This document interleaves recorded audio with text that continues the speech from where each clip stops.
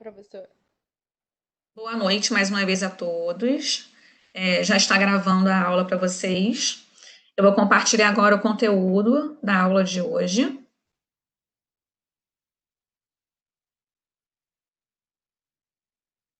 Diferente das últimas que foram feitas, essa hoje é mais breve.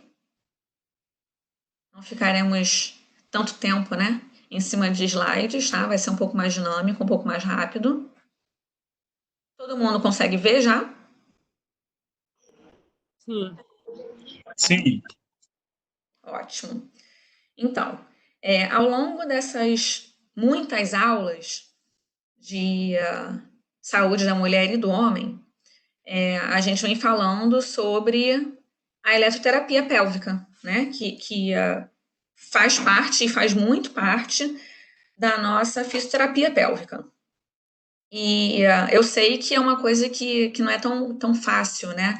De vocês memorizarem, porque quando se fala em eletro, se fala em parâmetros, em contrações, em modulações, se fala em objetivos diferentes, cada tipo de aparelho para uma coisa, para um objetivo diferente, enfim. Pensando nisso, eu e a Mariana montamos esses slides aqui hoje, mais como um resumo para vocês terem até como consultar depois, isso não só agora para as avaliações, mas para frente também, né? Até na prática clínica de vocês, quando chegar o momento. E então, a primeira pergunta que eu faço a vocês é: por que a gente utiliza a eletroterapia pélvica? Na opinião de vocês, por que a gente pode lançar mão de aparelhos, né, quando se trata de fisioterapia pélvica? Quais são os resultados que a gente garante com esses aparelhos? Quem sabe me dizer? Está mais rápida, melhor. A resposta mais rápida é melhor? Na verdade, não Na é por verdade, sim, isso. porque o uso da eletro, eu acho que tem né, um resultado melhor, né? Mais rápido, né? Pelo caso do.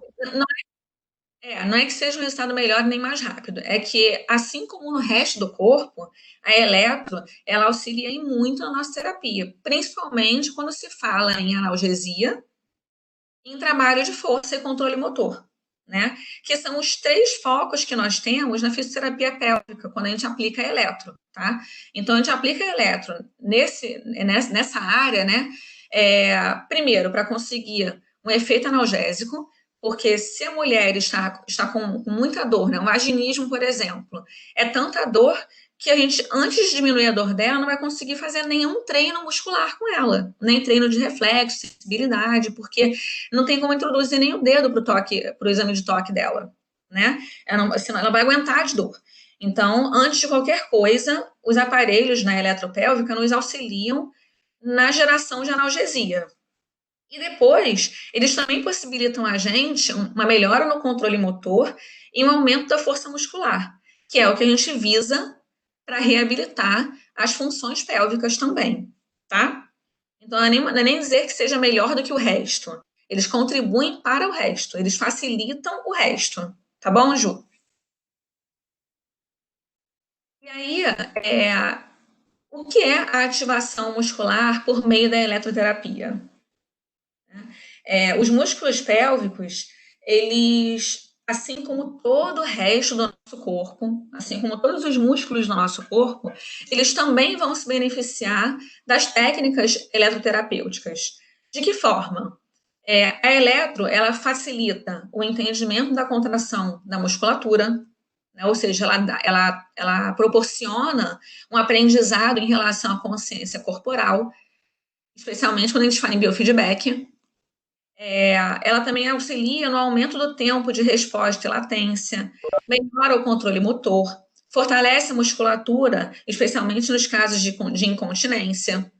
E aí a gente está falando das duas fibras, né, do tipo 1 e tipo 2. E que a gente pode trabalhar com ambas, são formas diferentes de trabalhar e de estimular. E por fim, ela também ajuda a favorecer a sustentação dos órgãos pélvicos, no caso dos prolapsos, por exemplo. Em relação à analgesia, A eletro também vai favorecer a geração analgésica em diversas situações e disfunções pélvicas. Na dor pélvica crônica, nos pós-operatórios imediatos, na dismenorreia, no vaginismo, na vulvodínia e também na inibição do músculo detrusor, tá? Que tem relação com o sistema simpático. Como utilizar a eletro? A gente tem 3 tipos de eletrodos adaptáveis que podem ser utilizados na eletroterapia pélvica, diferente do resto do corpo, né? O resto do corpo a gente só tem os de superfície, que podem ser ou autoadesivos, ou aqueles siliconados que a gente cola com esparadrapo, né, e usa gel, ou os eletrodos em agulha de acupuntura mesmo. Na região pélvica, além deles dois, a gente também tem os intracavitários, tanto os intravaginais quanto os anais. Tá? E a gente chama de eletrodo ou sonda, nesse caso. E aí, a gente coloca para vocês em imagem essas 3 possibilidades de eletrodos que a gente utiliza na fisioterapia pélvica. Esse primeiro é a sonda vaginal. À esquerda, vocês visualizam o eletrodo que é reutilizável, mas que necessita de esterilização e também, por vezes, utiliza-se preservativo, tá? Na direita é o descartável, ou seja, é aquele que o paciente pode adquirir e ele pode reutilizar nele mesmo, mas a gente jamais pode usar em 2 pacientes esse mesmo eletrodo, ele é descartável, tá?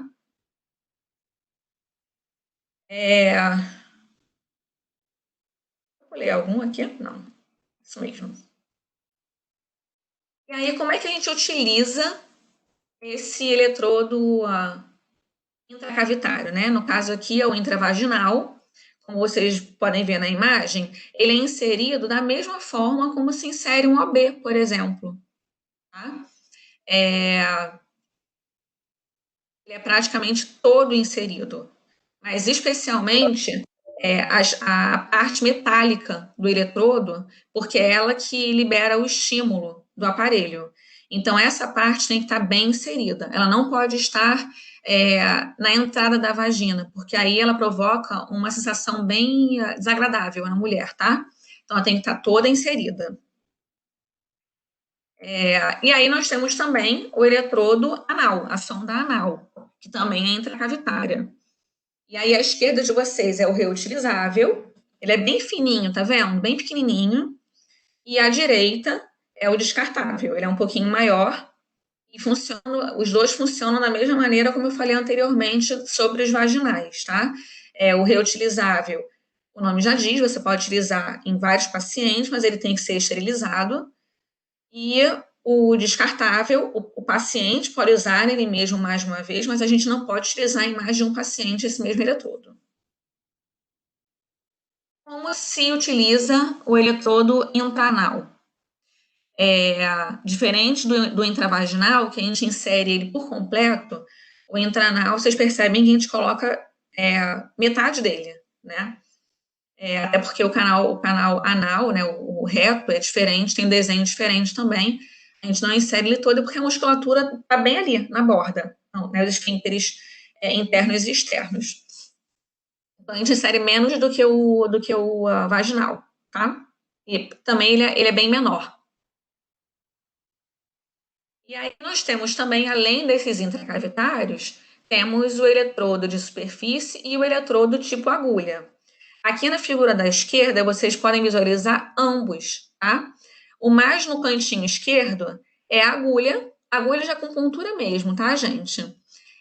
A gente insere a agulha de acupuntura no ponto que a gente quer estimular, e aí o canal vai ser com essa pontinha de jacaré. A gente prende o jacarezinho na agulha e o estímulo passa através dele, através do canal para a agulha e a agulha para o corpo do paciente. O de superfície, nesse caso da imagem, esse aí é o autoadesivo e que normalmente também é descartável, tá? O que a gente pode fazer é entregar a cartela para o paciente e o paciente vai e volta com ela, de forma que a gente só vai utilizar aquele eletrodo autoadesivo e descartável naquele paciente. De forma alguma, a gente vai descolar esse eletrodo desse paciente e usar no próximo que vier. Isso não pode, tá? Porque não tem como higienizar esse eletrodo autoadesivo. Se for aquele eletrodo de superfície que é siliconado, emborrachado, que a gente bota gel e cola com esparadrapo, mas esse caso aí geralmente é para o resto do corpo, né? Na área pélvica a gente não usa tanto esse com gel, não. Ele é desconfortável porque ele é mais duro. Mas no caso do resto do corpo, esse outro que é siliconado e mais emborrachado, ele sim pode ser higienizado, a gente pode limpar ele tudo com álcool, e aí você pode utilizar ele N vezes, até ele rasgar. Tá? Mas esse autoadesivo não. Esse autoadesivo, ele pertence ao paciente, ou você usa e joga fora, tá bom? Aqui à direita é o mesmo adesivo, esse redondinho está no pé do paciente na figura da esquerda. Só que é só a imagem dele para vocês poderem ver. Tá? Ele pode ser arredondado, mas tem uns quadradinhos e retangulares também. E aí saímos dos tipos todos e entramos na parte dos parâmetros de estimulação. Ao longo dessas aulas todas, a gente vem falando sobre todos os tipos de estimulação, né? FACE, TENS, os tipos de TENS, biofeedback. Enquanto eu vou falando, eu vou dizendo para vocês também a questão da modulação, do tipo de estimulação, da frequência, o local a ser aplicado. Só que eu sei que foram muitas alterações, né, que a gente foi falando ao longo desse tempo todo, vários tipos de dor, incontinências urinárias, em todas elas a gente de alguma forma falou um pouco de eletro, mas eu sei que são muitas, e aí certamente se eu perguntasse para vocês agora como se aplica uma estimulação para dor pélvica crônica, vocês não saberiam falar frequência e largura de pulso, por exemplo, né, porque é muita coisa. Pensando nisso, a gente fez essa tabela para vocês de forma resumida. Tá? À esquerda, vocês veem que tem dor pélvica aguda, crônica, vaginismo e inibição do detrusor. E aí a gente colocou para cada um deles qual é o tipo de estimulação para se ter analgesia, tá bom? O nosso objetivo aqui é analgesia. Então, para cada uma dessas alterações, qual é o tipo de estimulação que deve ser utilizado, qual é a largura de pulso que deve ser colocada no aparelho, com que frequência e aonde aplicar o eletrodo, tá? Então, por exemplo, na dor pélvica aguda, o tipo de estimulação vai ser o TENS convencional, tá? Com que largura de pulso? De 45 a 75. A frequência de 100 a 150, ela é um pouco mais alta. E o eletrodo é colocado tanto no local da dor quanto na saída do nervo. Tá? No caso da dor pélvica crônica, a gente pode utilizar tanto TENS tipo acupuntura. Lembrem o seguinte, tá? Quando eu coloco aqui TENS tipo acupuntura, não significa que vai usar agulha, tá? Nesse caso aqui, é a modulação do aparelho. Existe, não sei se vocês se lembram dessa aula, mas existe uma modulação que é chamada de TENS tipo acupuntura. Vocês se lembram disso?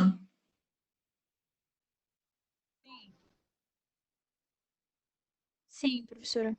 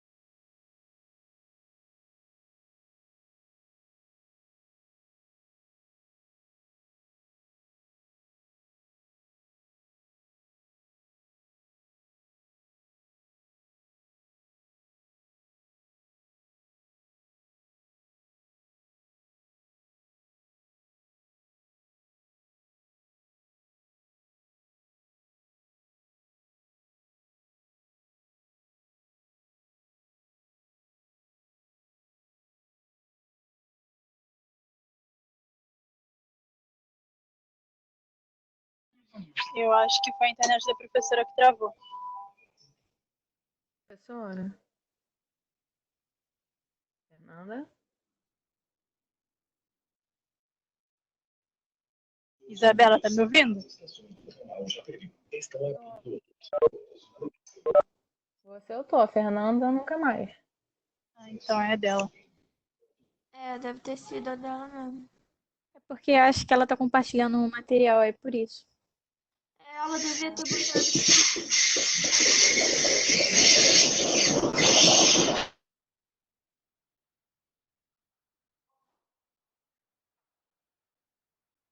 Mas é estranho que não caiu a chamada.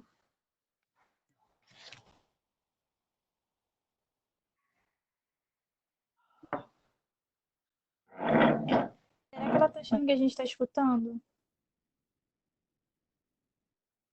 Falei com ela no privado já.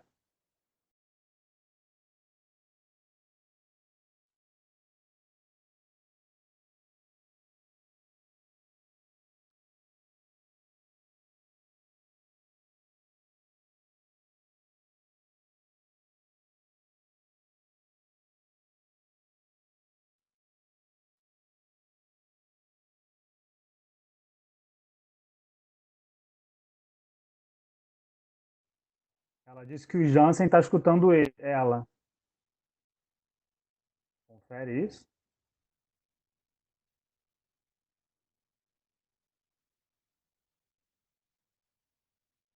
Só ele.